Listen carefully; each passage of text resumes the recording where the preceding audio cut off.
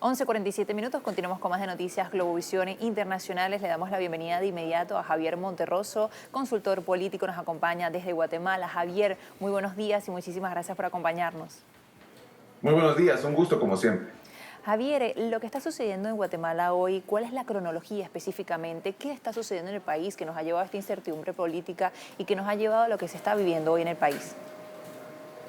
Bueno, hay que recordar que antes del proceso electoral ya se conocía que había problemas de inscripción, con muchos partidos políticos, incluyendo al movimiento Semilla.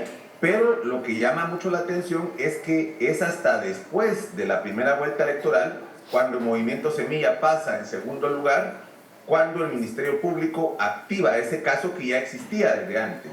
Es un caso que viene desde el año 2018 por problemas en la inscripción legal del movimiento Semilla. Lo que ha alertado a todo mundo y que pareciera que encaja en el llamado lawfare es que el Ministerio Público lo saca después de la primera vuelta electoral y logra que un juez de primera instancia suspenda al partido, que en ese momento iba a enfrentar la segunda vuelta electoral. En ese momento, tanto la Corte de Constitucionalidad como la Corte Suprema de Justicia amparan al partido y dice que no puede suspenderse hasta después de las elecciones, ¿verdad? Entonces, participa el movimiento Semilla, logra ganar la elección presidencial, pero el registro de ciudadanos del Tribunal Supremo Electoral, una vez terminada la elección, procede a cumplir la orden de juez y suspender al movimiento Semilla. Aunque ya había terminado la elección, como bien se dijo en el resumen, hasta el 31 de octubre termina como tal el proceso electoral. Y es por eso que el Tribunal Supremo Electoral, el día domingo, revoca la suspensión que se le había dado al movimiento Semilla, en contra del movimiento Semilla, y dice que no puede suspenderse hasta que termine el proceso electoral, que termina el 31 de octubre. Pero además, en ese sentido, el Tribunal Supremo Electoral hace una acotación muy importante que dice, basados en el artículo 182 de la Constitución Política de la República de Guatemala, que el presidente es independiente del partido. Una vez electo, él ya no pertenece al partido, sino que representa la unidad nacional. Esa interpretación que hace el Tribunal Supremo Electoral, que es congruente con interpretaciones anteriores de la Corte de Constitucionalidad, permitiría que independientemente de lo que pase con el partido Movimiento Semilla después del 31 de octubre, el cargo de presidente y vicepresidente de la República ya no puede cambiar. Es decir, Bernardo Arévalo tendría que asumir el 14 de enero. Javier, y también se ha puesto en tela de juicios el estatus del partido Semilla. Se ha hablado que es una plataforma anticorrupción, se ha hablado de que es un partido.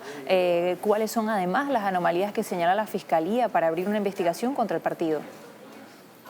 Efectivamente, el movimiento Semilla surge de las protestas ciudadanas contra la corrupción en el año 2015, pasa por un proceso largo, como todos los partidos en Guatemala, para constituirse, y lo logran hacer hasta el 2018. El señalamiento del Ministerio Público es que durante ese proceso de constitución del partido hubieron anomalías, por ejemplo, firmas falsas para constituir el partido, personas afiliadas que ya estaban fallecidas al momento de que presentan su solicitud de afiliación, y parece que sí hay fundamento para cuestionar la inscripción del movimiento Semilla. El problema es que eso tenía que haberse hecho en su momento, en el 2018, cuando se les dio la inscripción, o antes de las elecciones generales.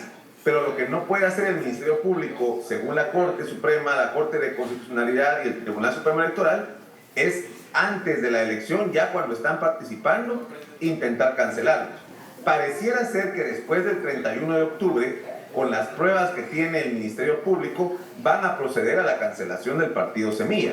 Pero esto no afectaría el estatus de presidente electo que tiene Bernardo Arévalo. Sí lo debilitaría mucho políticamente, pues llegaría al Congreso prácticamente con un grupo de diputados independientes, sin una bancada, sin un partido, pero de todos modos siguen siendo minoría en el Congreso. Javier, nos queda aproximadamente un minuto para finalizar y no quiero dejar de preguntarle cuáles son los riesgos en el caso de que se le impida a Bernardo Arévalo. ¿Existen esos riesgos? Y en este caso, ¿cómo se ve afectada así la democracia en el país?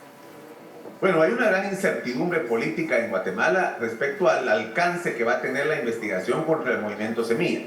Creo que en el caso de Bernardo Arévalo y Karin Herrera, presidente y vicepresidente electos, no va a haber un problema para que ellos asuman. Ellos posiblemente van a asumir el 14 de enero, ya están en un proceso de transición acompañado por la OEA, con el actual presidente Alejandro Yamatei. El problema será para su bloque legislativo en el Congreso.